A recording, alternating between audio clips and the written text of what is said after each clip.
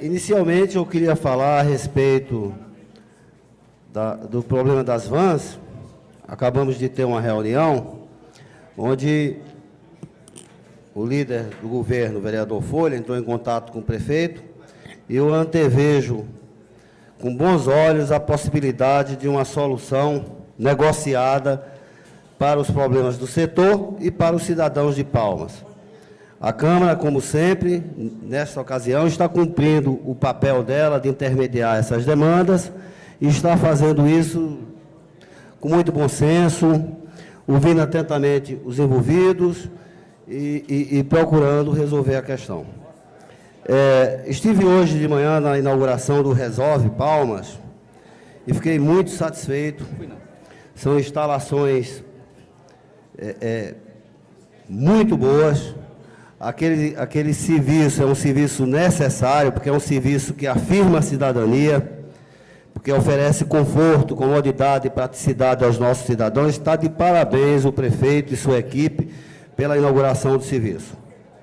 Mas eu queria falar hoje, não das coisas tão locais, mas da crise que atravessamos hoje no nosso país, que é a crise econômica, que é a crise política, e a que mais me preocupa, e a que eu acho que mais nos afeta aqui na nossa cidade, que com tristeza, nesse aspecto, vejo que não é uma ilha, o que acontece de ruim lá fora, nos afeta aqui também, que é a crise econômica.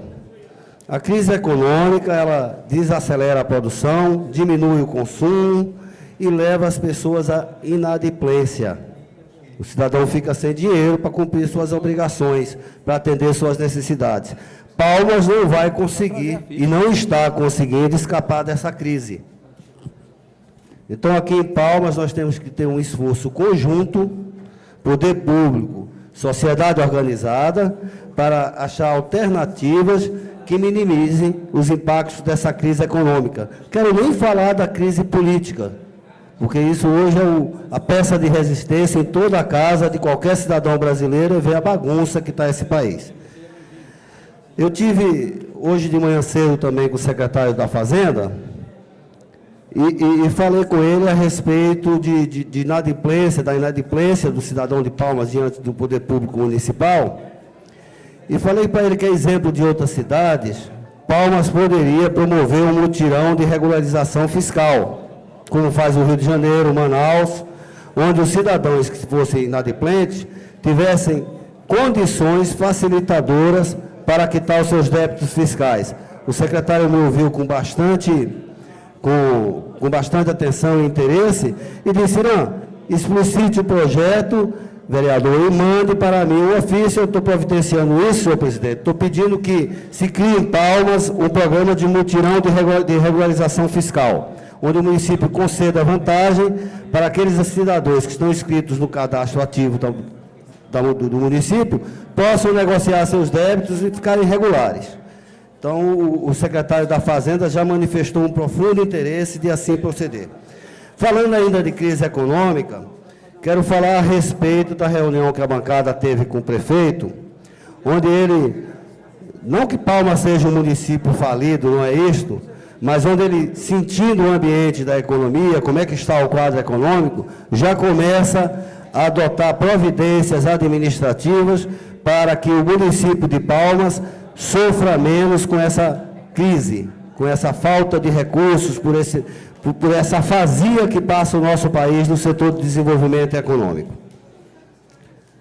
Então, brevemente que eu tinha para falar isso, no mais eu desejo aos senhores um bom dia. Mas, neste momento, meu presidente, eu venho pedir o auxílio de Vossa Excelência e dos demais membros da Casa. Nós temos um pequeno impasse em relação ao Centro Municipal de Educação Infantil do município de Palmas. Fiz uma pesquisa em alguns municípios e normalmente utiliza-se como base para séries iniciais 1,5 m para cada aluno dentro de um CMEI. O cálculo utilizado pelo município de Palmas corresponde a 1 metro para cada aluno. O problema é que nem 1 metro está sendo devidamente respeitado, ou seja, empilhando aluno dentro da sala de aula.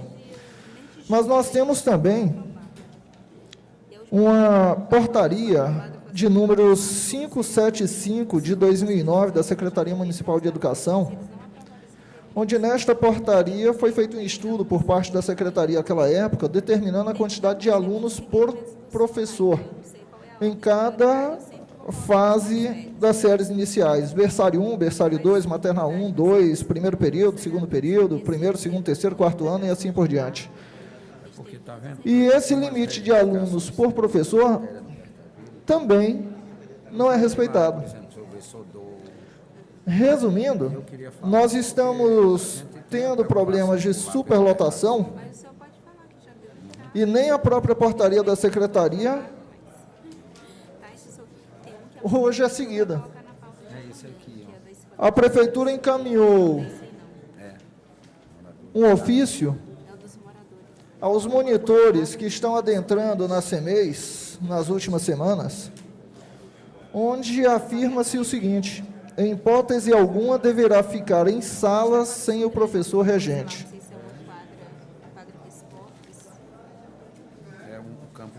Em hipótese alguma. Eu pergunto se a alegação é exatamente para que nós tenhamos um cuidado maior, evitando que pessoas estranhas fiquem sozinhas com as crianças. Em boa parte das salas, o banheiro não fica dentro da sala. Você tem professores na sala e você tem regentes dando banho nas crianças. Dando banho nas crianças sem a presença de um professor regente.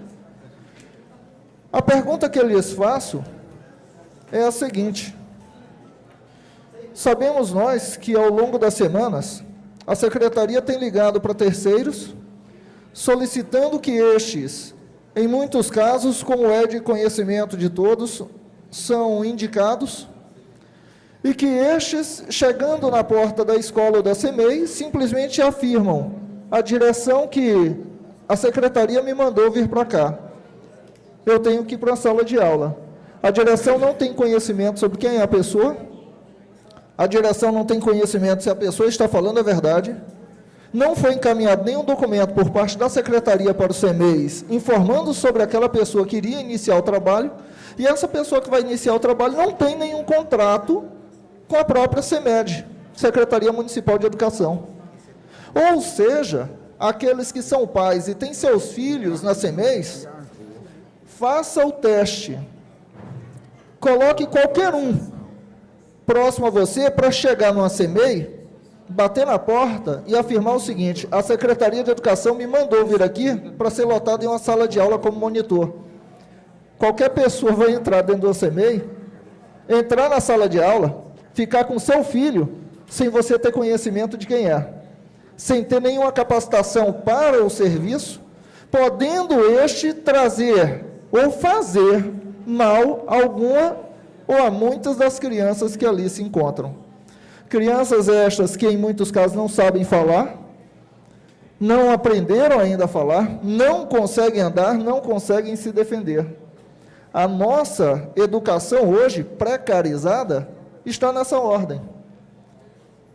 Está precarizada em função de projetos que vêm do Executivo com o objetivo de precarizar ainda mais a educação, de não promover o desenvolvimento adequado, onde mandam ofícios que, na realidade, não tem como ser seguido, onde encaminham portarias que não são obedecidas pela própria Secretaria.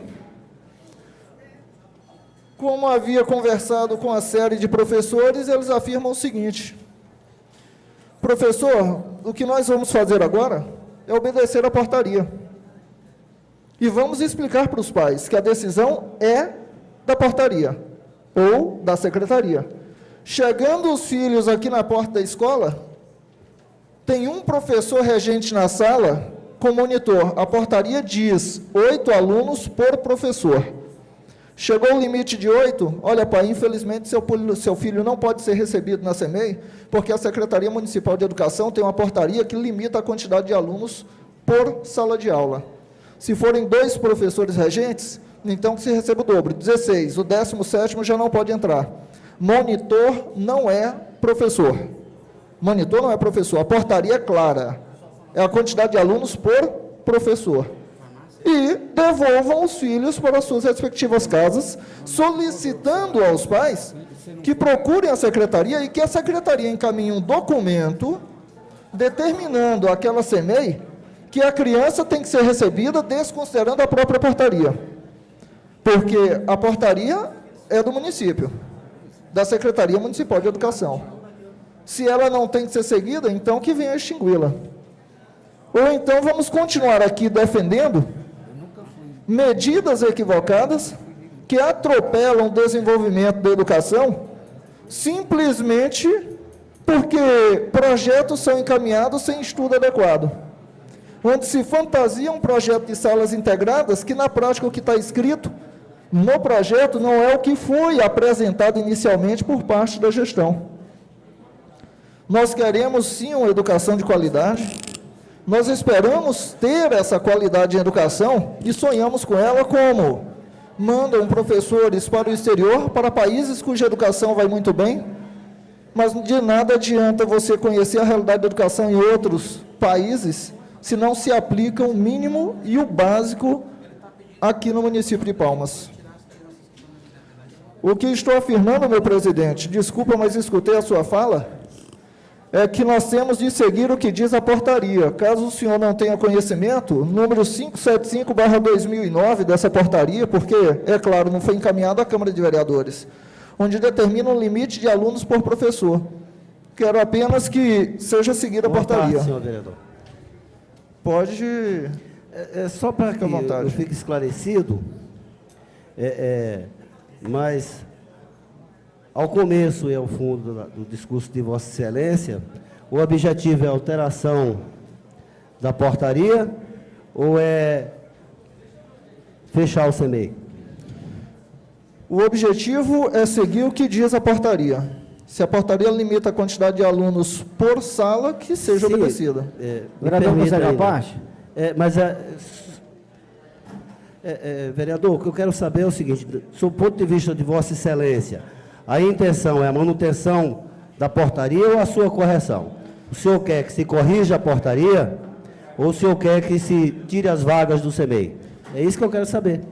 Como eu havia repetido agora há pouco, siga o que está na portaria. Apesar de que a quantidade de alunos por metro quadrado não segue o que outros municípios já adotam, mas que não venha a extrapolar a quantidade de alunos por professor. E com o projeto de lei que foi aprovado aqui, é exatamente isso que está acontecendo. Vereador Joaquim Maia.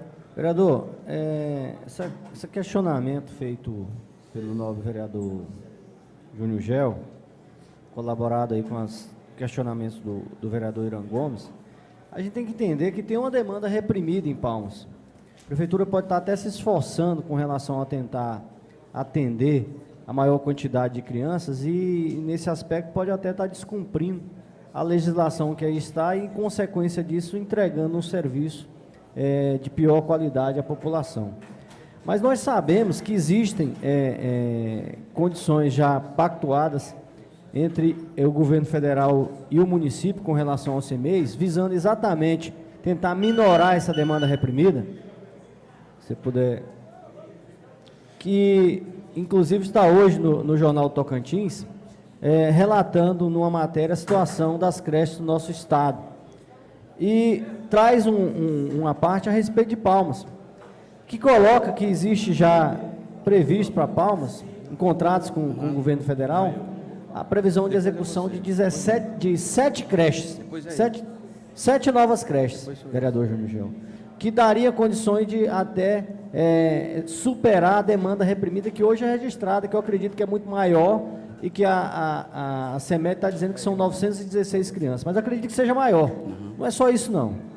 Isso pode ser o que está registrado e muitas vezes os pais não vão ir atrás. Mas o fato que eu quero colocar aqui, o que traz a matéria, é que está já depositado na conta do município 25% da contrapartida do recurso colocado pelo governo federal, no valor de R$2,5 milhões, e até agora a prefeitura não conseguiu, né, começar nenhuma dessas unidades. O dinheiro está no caixa.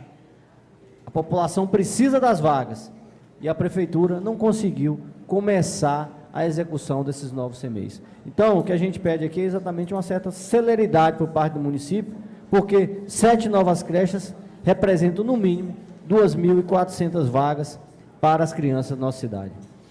Obrigado, vereador. Inclusive, nós temos alguns CMEIs aí com obras paradas, e eu gostaria de solicitar ao presidente da casa que, se possível, encaminhasse um ofício, em nome da casa, solicitando informações do porquê do atraso da construção desses CMEIs, para que pudéssemos acompanhar e buscar uma solução para essa demanda reprimida que ainda permanece no município. Obrigado. Senhor presidente, eu vi o novo vereador que me antecedeu aqui preocupado com duas coisas. Ele sempre traz preocupação e deixa algumas interrogações. Ora, o prefeito, junto com a Secretaria de Educação, tem buscado todos os mecanismos para fazer com que essa gestão não deixe nenhuma criança fora da sala de aula do município de Palmas. Avançamos e avançamos muito. Aí ele vem aqui pedir para retirar, pedir para que a secretaria retire as crianças que estão excedendo acima de 8 por metro e meio quadrado, como disse a portaria que está estabelecida. Eu queria fazer uma comparação aqui e sair desse tema, dizer ao novo vereador que eles colocassem um requerimento, quais são as obras que estão paradas, que com certeza vamos fazer gestão junto ao executivo para ver se tem alguma obra parada. E ele tem o negócio dele fazer achar, e no achismo ele sempre traz para cá. Mas eu queria fazer uma comparação aqui, gente. Hoje, o ano passado, o nosso IDEB, ele teve uma evolução bastante interessante. Olha, por intermédio do sindicato e de alguns diretores duros demais, algumas escolas, e aqui eu vou dar exemplo de duas, Caroline Campelo, baixou para o que diz a portaria do Ministério da Educação e atendeu as crianças ali entre 18 e 25 por sala. Caiu o IDEB do Caroline Campelo. A escola Beatriz Rodrigues aumentou de 25 para 42 e aumentou o IDEB. Aí eu pergunto, está na gestão do diretor, no compromisso, na responsabilidade de quem está atrás, aqui na frente, para educar os nossos filhos? Vereador, precisa usar o bom senso. O que nós estamos querendo fazer nessa cidade é fazer com que a cidade tenha condição de oferecer às mães e os pais condição de trabalho. O CMEI é para isso. O CMEI é para isso, as creches são para isso. Mas eu queria aqui voltar ao tema, agradecer a presença do nosso grande amigo Wesley, os representantes das vans, que sentou com a gente. Eu me entristeci essa semana, quando vi a Assembleia Legislativa aprovar uma nota de repúdio ao prefeito Carlos Amasta, porque o prefeito está aqui legislando e cuidando de todas as áreas da nossa capital. O trânsito, o transporte é uma área específica que tem que ter uma certa preocupação, e o prefeito, preocupado com isso, está aplicando a legislação. Mas parece que os deputados que aprovaram a nota de repúdio não fizeram uma análise profunda de que por que o prefeito está fazendo isso. Aí eu queria mostrar o deputado que chamou o Carlos Amasta de reizinho, que é um deputado lá do norte do estado, acostumado a praticar ditaduras, espancar, bater, perseguir adversários políticos, xingar as pessoas na tribuna, destratar o cidadão, desrespeitar o Estado. Por último, propôs aumento de salário para o governo do Estado. E olha que o país está bom para oferecer aumento a políticos ou qualquer classe pública desse país. O país está atravessando uma boa fase. Acho que assim o deputado pensa, o deputado que chamou o prefeito Carlos Amasta de reizinho. Eu não vou responder, dizer o nome do deputado, porque a imprensa colocou, mas eu quero dizer ao deputado que o que regulamenta o trânsito no Estado é uma resolução da TR.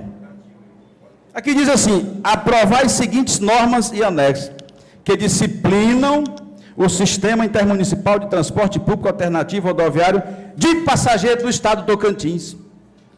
Aí aqui no artigo 4 diz o seguinte: a TPA deverá operar exclusivamente no Serviço Intermunicipal de Transporte, vedado o transporte municipal, este de competência e respectivo das prefeituras. O prefeito de Casamar está fazendo isso, é aplicar a legislação vigente no nosso município, respeitando as regras. No parágrafo único diz o seguinte: na hipótese de, por restrições do sistema viário, a ligação entre o município exigem a passagem por outro que não seja secção, no trecho de itinerário deste, o permissionário não poderá embarcar ou desembarcar passageiros. No inciso 1º, os veículos utilizados no TPA deverão estacionar obrigatoriamente nos terminais rodoviários ou pontos de paradas. Segundo, nas zonas urbanas, os pontos de parada serão estabelecidos de comum acordo com as autoridades municipais. Isso aqui, deputados, é para vocês analisar o tamanho da falta de elegância, de respeito e de desconhecimento para aprovar um requerimento dando ao prefeito de Vossa Excelência, me permite uma parte? Concedo a Vossa Excelência. Meu líder, eu fiquei atento a essa discussão e não me estranha o posicionamento de alguns deputados. Na verdade, não é da Assembleia Legislativa, ali tem pares dignos do nosso respeito, mas tem alguns parlamentares ali que, na verdade, o grande projeto que eles fez até hoje, durante o tempo que está no seu mandato, foi aumentar ou criar o auxílio para pagar aluguel de casa que ele já tem nessa cidade. Foi a única. O grande projeto da Assembleia é esse, ou então ficar caçando confusão com quem está trabalhando.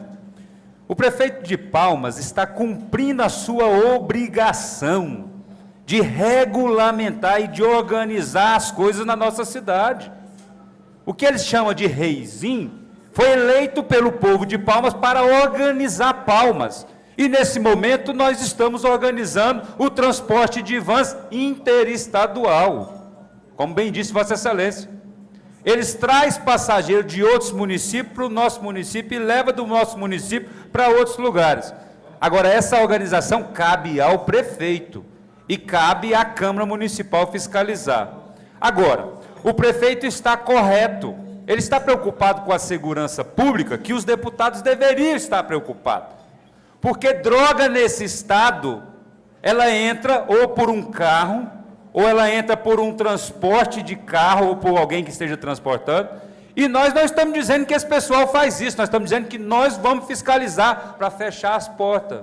Como o aeroporto fiscaliza para fechar as portas. Como a polícia militar deveria fiscalizar as barreiras para fechar as portas. Das drogas que está entrando no nosso estado e está comprometendo a vida dos nossos filhos. O prefeito está certo em organizar. E o que o prefeito quer? Prejudicar o cidadão palmeirense? Não. Até porque ele compreende que se o serviço das vans busca o cidadão lá na sua casa para levar para outro município, isso é bom. Agora, quem está chegando de fora vai ser fiscalizado. Esse vai ser fiscalizado. Gostando dos deputados ou não. Vai ser fiscalizado porque quem deveria fazer esse papel era eles. Porque o problema da segurança pública não é nosso, o problema é do Estado. Mas não faz, nós vamos fazer. E o que o prefeito está fazendo é cumprindo um decreto que já existia. Então, eu acho que nós agora precisamos aperfeiçoar esse decreto e, logicamente, discutindo com eles, que são das vans, e discutindo com a representação da comunidade, para dar regras que possam realmente atender a nossa população. E aí é o diálogo. Então, eu acho que os deputados, na verdade, eles não têm o que fazer, porque são preguiçosos, e precisam trabalhar mais, porque estão ganhando bem. E deveria, no meu entendimento, era deixar de receber o auxílio de aluguel, porque todos eles que moram em Palmas têm casa aqui nessa cidade. E não precisa de auxílio aluguel. Muito obrigado. Obrigado, novo vereador. E Vossa Excelência tocou num ponto interessante. Presidente, concede o tempo da liderança. Concedido.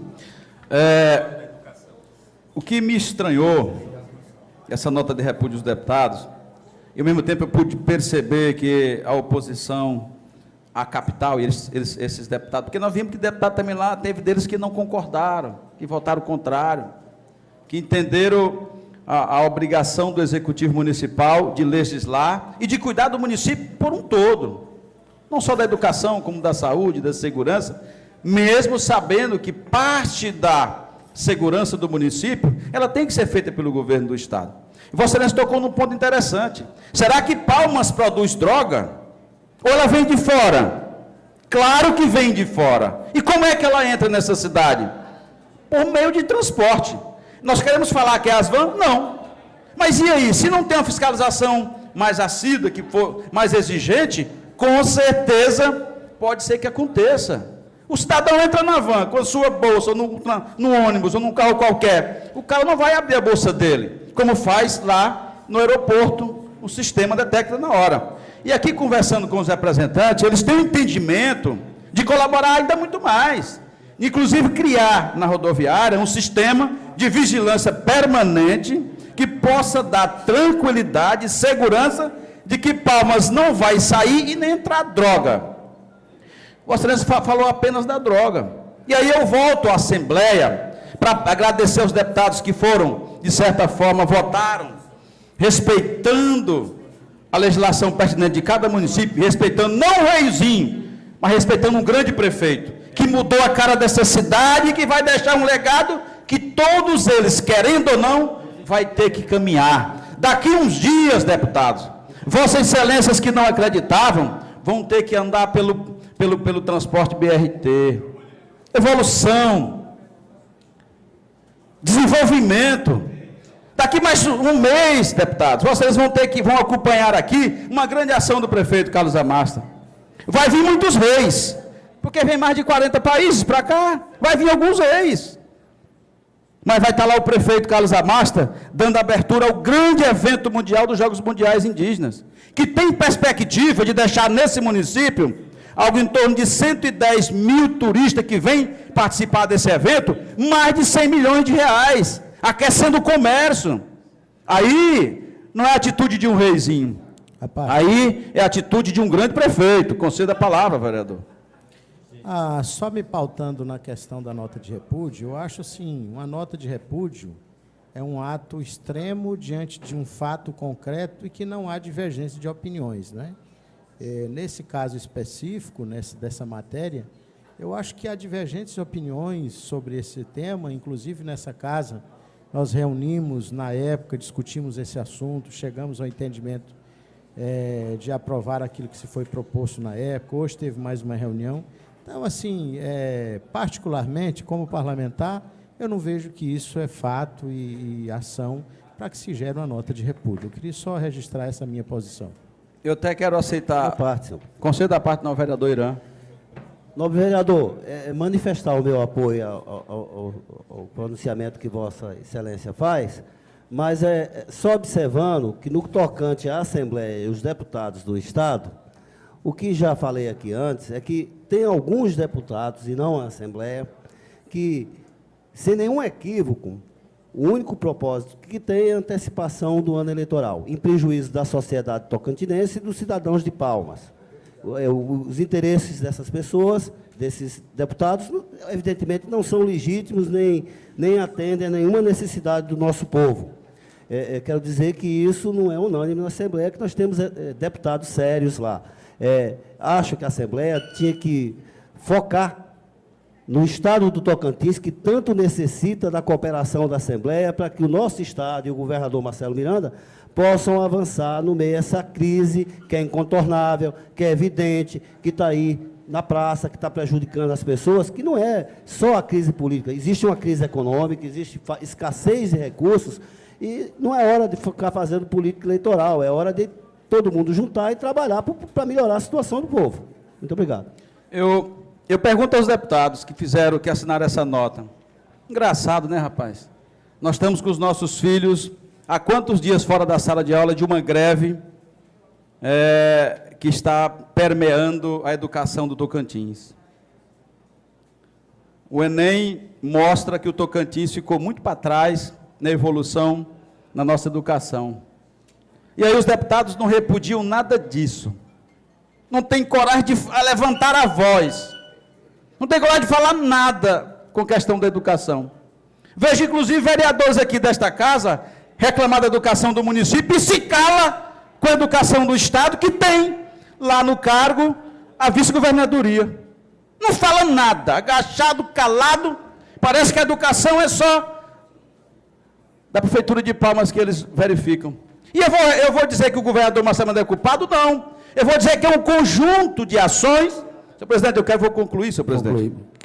É um conjunto de ações que, ao longo do tempo, fez com que desencadeasse esse grande problema sério no Tocantins. Mas eu quero finalizar, senhor presidente, dizendo àqueles deputados: vamos descer do palanque, ainda não é hora, vamos enfrentar vocês o ano que vem e ganhar as eleições por tudo que o prefeito Carlos Amasta fez, tem feito, e o grande projeto que ele tem para desenvolver nessa capital. Muito obrigado, senhor presidente.